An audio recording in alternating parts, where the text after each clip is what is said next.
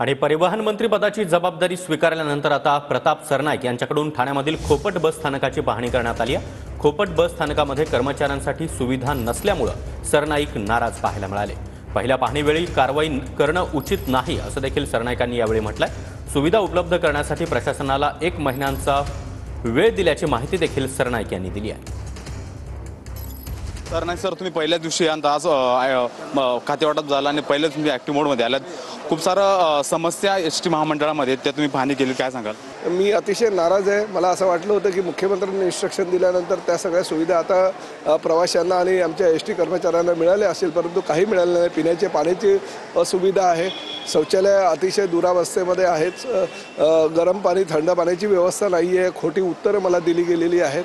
परंतु पहिल्याच व्हिजिटच्या वेळेस कुणावर कारवाई करणं योग्य नाही, म्हणून मी आता शांत बसलेलो आहे। परंतु 1 महिन्याचा अवधी त्यांना दिलेला आहे। 1 महिन्याच्या अवधीमध्ये ह्या सगळ्या सुविधा त्यांनी उपलब्ध करून द्यायला पाहिजे। शरीराच्या जशा रक्तवाहिन्या असतात तशी महाराष्ट्रभर पूर्ण गावाखेड्यात पोचलेली आपली ही एसटी सेवा आहे।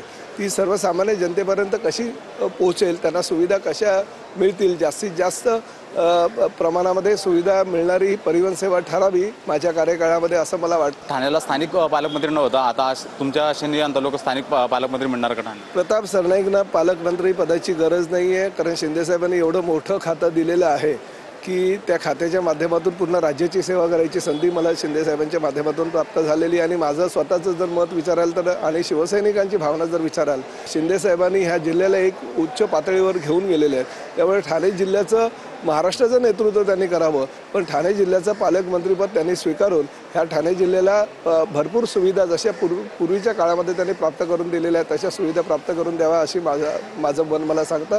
आणि ते निश्चितपणे माझ्या मागणीचा विचार करून ठाणे जिल्ह्याचं पालकमंत्रीपद स्वतःकडे घेतील। कॅमेरा पर्सन गणेश रहाटेसह मी हिरा डाकणे, TV9 मराठी, ठाणे।